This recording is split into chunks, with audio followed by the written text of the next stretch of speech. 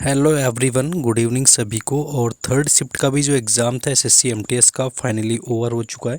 तो हम लोग जो भी क्वेश्चंस मिल पाएँ ओवरऑल रिव्यू करने की कोशिश करेंगे कि क्या क्या क्वेश्चन यहाँ पर मिल पाएँ, लेवल क्या रहा हुआ है। देखिए, क्योंकि ऑलमोस्ट शिफ्टों का जो लेवल है वो अब मॉडरेट ही हो रहा है।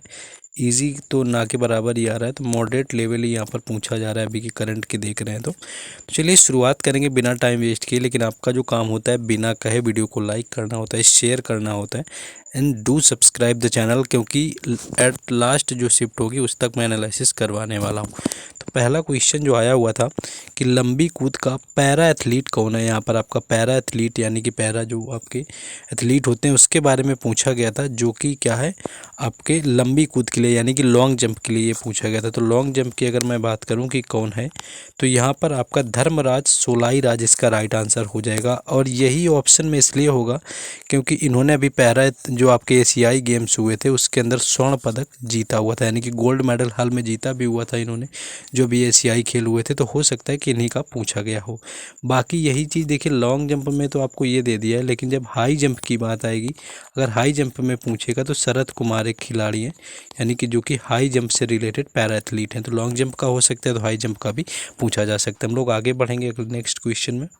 नेक्स्ट आगे बढ़ेंगे, लेकिन उससे पहले बता दूं कि टेक्स्ट बुक का अगर आप लोगों ने अभी तक पास प्रो नहीं लिया हुआ है तो बेहतरीन ऑफर चल रहा है सिलेक्शन वाली दिवाली, जिसमें कि आपका टेक्स्ट बुक का पास प्रो आपको पूरे 1 साल के लिए सिर्फ 395 रुपये में यानी कि 395 में मिल जाएगा। इसके लिए मेरा कूपन कोड राष्ट्र यूज करना होगा, 12% का डिस्काउंट के साथ में आपको 395 में मिल जाएगा। देखिए, बिना मॉक टेस्ट के एग्ज़ाम को टैकल करना बिल्कुल आसान नहीं, क्योंकि मॉक टेस्ट से ही आपका एक्यूरेसी बढ़ता है, स्पीड मेंटेन होता है, बाकी सारी चीज़ें मेंटेन होती हैं। ये टेक्स्ट बुक ही सबसे बेहतर आपका प्लेटफॉर्म है, जिसकी सेल चल रही 29 से लेकर के 31 अक्टूबर तक। तो इसको परचेज़ कर लेना है। किसी भी एग्ज़ाम की तैयारी करते हैं, आपका एसएससी हो गया, रेलवे हो गया, बैंकिंग हो गया, कोई भी आपका एग्ज़ाम हो, ऑलमोस्ट सभी एग्ज़ामों के mock test plus previous year paper इसमें मिल जाएंगे। परचेज़ करने का लिंक डिस्क्रिप्शन में है, साथ ही साथ कमेंट बॉक्स में भी पिन है, तो जाकर के परचेज़ करिए। कूपन कोड राष्ट्र यूज करना ना भूलें। बाकी आ जाते हैं हम लोग नेक्स्ट क्वेश्चन में। नेक्स्ट आते हैं अगले क्वेश्चन में। हाँ, नेक्स्ट क्वेश्चन यहाँ पर आपका पूछा गया था कि तीजन बाई किस नृत्य से रिलेटेड है। आपका इनका डांस आई थिंक पूछा गया था, तो पंडवानी इसका राइट आंसर था, यानी कि जो तीजन बाई हैं उनका जो रिलेशन है वो पंडवानी नृत्य से है। और पंडवानी की मैं बात करूँ तो ये छत्तीसगढ़ स्टेट से आपका रिलेटेड होता है, यानी कि छत्तीसगढ़ से आपका रिलेटेड है पंडवानी।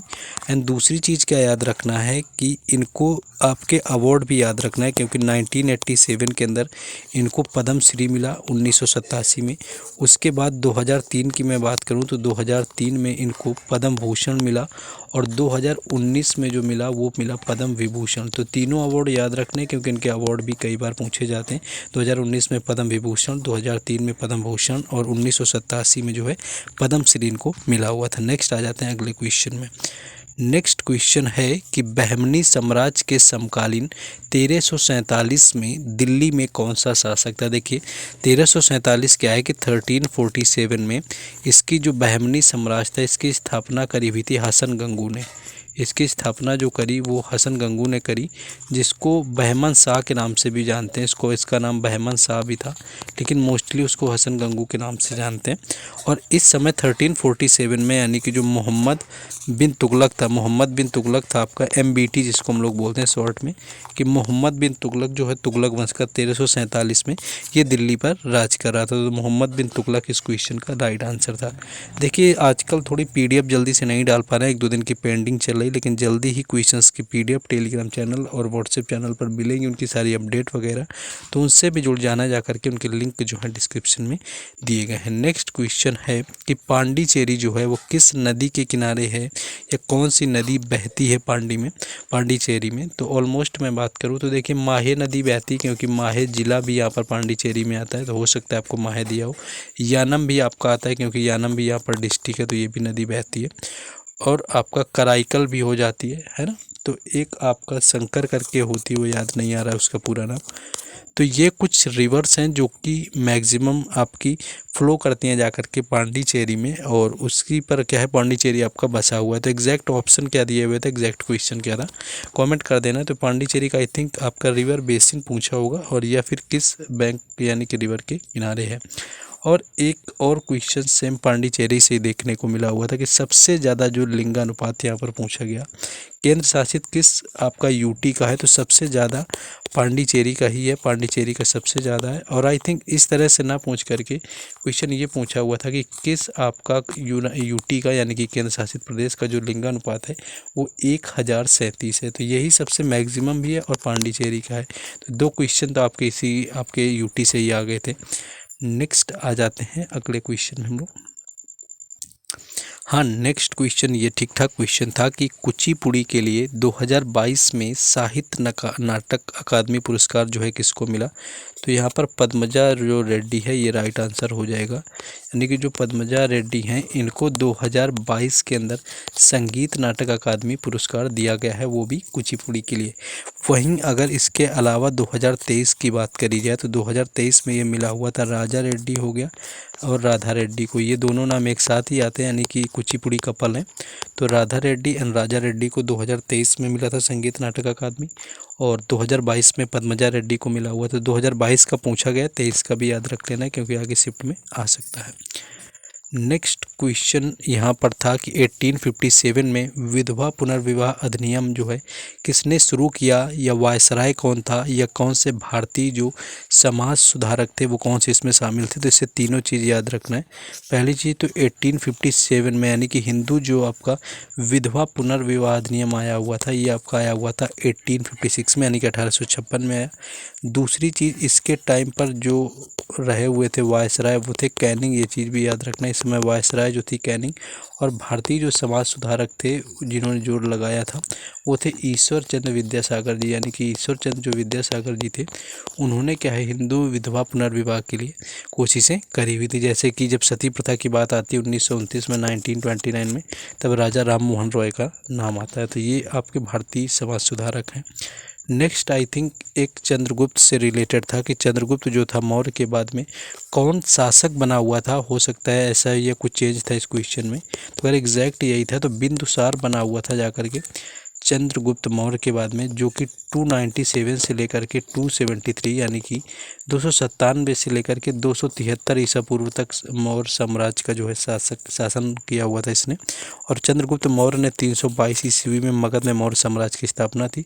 तो ये पहले रूलर थे और बिंदुसार दूसरा बना और तीसरे नंबर पर आया था अशोक। तो ये चीज़ें याद रखनी। बिंदुसार से सेकेंड शिफ्ट में इनका टाइम पीरियड ही पूछा गया था जो सेकेंड शिफ्ट अभी हुई थी। नेक्स्ट है कि मंगलपल्ली बाल मुरली कृष्ण को पद्म विभूषण कब मिला हुआ था। तो बाल मुरली कृष्ण की बात करें तो इनको पद्म विभूषण कब मिला, तो ये मिला हुआ था 1991 में यानी कि 1991 के अंदर जो है यहाँ पर बाल मुरली कृष्ण को पद्म विभूषण मिला हुआ था। और इनका जो संबंध है वो कर्नाटक संगीत से है। तो कितने भी मोस्टली सिंगर से यहाँ पर देख लो, लेकिन जब अवार्ड की बात आएगी या स्टेट की बात आएगी तो एक नए नाम ही निकल के आ जाते हैं। देखिए मंगलम पल्ली बालकृष्ण जो आपके मुरली कृष्ण इनको 1991 के अंदर मिला हुआ था। नेक्स्ट अगला क्वेश्चन है, राज्य विधानमंडल में आपका निचला सदन पूछा था। तो निचला जो सदन होता है वो विधानसभा होता है और जो ऊपरी सदन होता है वो होता है जाकर के विधान परिषद, तो उसको भी याद रखना है। नेक्स्ट आगे क्वेश्चन है, एक आपका था कि जॉन बील का मेला कहाँ पर लगता है। तो असम इसका राइट आंसर हो जाएगा। जॉन बील का मेला कहाँ पर लगता है, तो ये असम में लगता है। 3 दिन के लिए लगता है, ये भी याद रखना है क्योंकि अभी माधवपुर का जो मेला था उसके दिन पूछ लिए गए थे। यानी कि माधवपुर मेला जो है ये गुजरात में लगता है लेकिन इसके दिन पूछे थे तो ये 4 दिन लगता है। और असम का जो आपका जॉन बील का मेला है ये 3 दिन लगता है। और कभी ये पूछे कि किस गाँव में लगता है तो ये मोरी गांव में लगता है। इसका गांव भी पूछ सकते हैं क्योंकि एसएससी है वो कुछ भी पूछ सकता है, ये समझो कहीं से घूमकर कुछ भी आ जाता है, तो कोशिश करना है। एक सरदार स्वर्ण सिंह समिति से क्वेश्चन था, आपका क्या पूछा था नहीं पता एग्जैक्ट। 42वां जो संविधान संशोधन हुआ था 1976 में, इसमें जो मौलिक कर्तव्य जोड़े गए थे वो सरदार स्वर्ण सिंह समिति की सिफारिश पर ही जोड़े गए थे। नेक्स्ट क्वेश्चन है कि मांडू का जहाज महल किसने बनवाया हुआ था। तो ये था गियासुद्दीन खिलजी ने बनवाया हुआ था। याद रखना, गियासुद्दीन तुगलक नहीं समझ लेना है, गियासुद्दीन जो खिलजी थे इन्होंने बनवाया हुआ था। और गियासुद्दीन खिलजी तो आपने पढ़ा भी नहीं होगा, तो जो मालवा के खिलजी थे यहाँ यहाँ पर ऑलमोस्ट मालवा के जो खिलजी थे उनमें से एक शासक था गियासुद्दीन खिलजी, जिसने कि मांडू का जहाज महल आपका बनवाया हुआ था। अच्छा खासा क्वेश्चन था ये आपका। क्वेश्चन यहाँ पर MP कांस्टेबल में आया हुआ था ये वाला क्वेश्चन, क्योंकि मध्य प्रदेश में ही आपका आता है मांडू का जहाज महल। तो ये थे आज के शिफ्ट के क्वेश्चन। बाकी जिन लोगों को टेक्स्ट बुक लेना है बिल्कुल जाकर के परचेज कर लेना, चूकना नहीं। मेरा कूपन कोड राज10 यूज करेंगे तो मुझे थोड़ा सा फाइनेंशियली सपोर्ट होता है। बाकी कमेंट में लिंक मिल जाएगा परचेज करने का और डिस्क्रिप्शन में मिल जाएगा। बाकी मिलते हैं कल फर्स्ट शिफ्ट में। जय हिंद।